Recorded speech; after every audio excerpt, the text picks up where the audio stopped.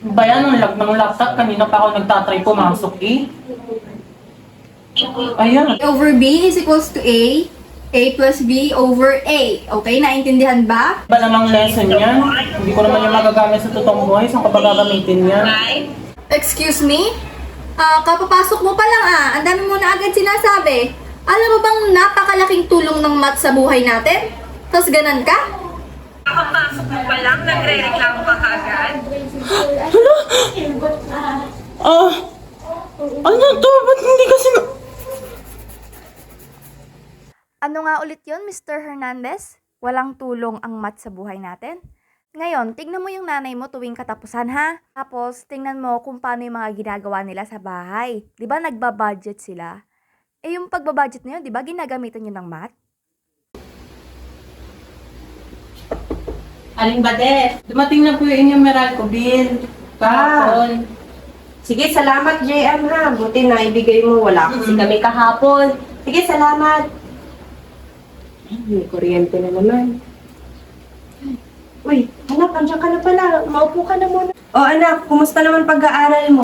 Bale na, kailangan daw po magbayad ng tuition para makatolik-sama daw po. Sige, tatawagan ko na muna siguro ang papa mo. Kasi may mga bayarin na din tayong dumating. Wala na akong budget para dito. Sige, tatawagan ko na ang papa mo ha. Wala na kasing budget Ito nga, may dumating na kuryente. Tapos, kailangan ng tuition ng anak mo para makapag-exam siya. Ganun ba? Sige, mabutit sumahod na ako. Ipapadala ko na lang dyan mamaya. Sige, pag-uutos ko na lang kay Kim para makuha niya kaagad. Salamat, mag-iingat ka dyan ha. Sige. Anak, pumunta ka na muna sa papalitan mo ng perang pinadala ng papa mo ha. Siya, lumakad ka na para makapagbayad na tayo sa tuition mo. Sige po. Nay, ito lang po yung minutos niyo sa akin. Bale, umabot po ng 58 yung palit na yun. Malaki na pala. O siya, tutuusin ko na muna yung para sa bayarin natin sa kuryente at tubig ha. Teka. Ano po yung ginagawa niyo? Ito, tinutos ko yung para sa tuition mo. O nga pala, pakibigay na lang neto dun sa tubig natin. Tapos, mamaya ko na ibibigay yung pang tuition mo ha. Mamaya, bibigay ko na lang sa'yo anak. Sige, salamat. Sa simpleng pagbili nyo sa tindahan, di ba ginagamitan din nyo ng math? Yung mga sukle, yung mga perang ibinibigay nyo, ginagamitan nyo ng math.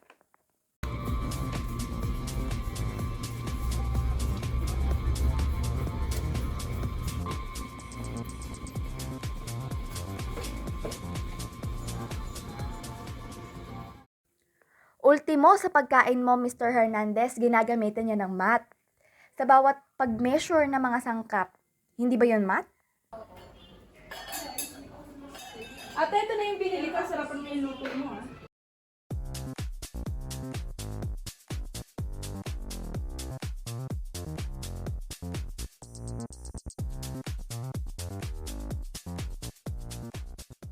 Ikaw, Mr. Hernandez, ngayon talamak ang online shopping. Hindi mo ba na-apply yung mga discounted items sa math? Yung pagsimpleng pagbawas ba sa mga bilihin mo sa online shop? Hindi ba yun math?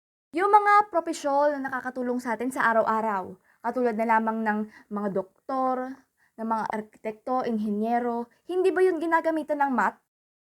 Even kaming mga teachers is gumagamit ng math sa araw-araw. Sa pagsasolve ng grades nyo, now, Mr. Hernandez, mamili ka, 5 or i-drop mo tong subject na to.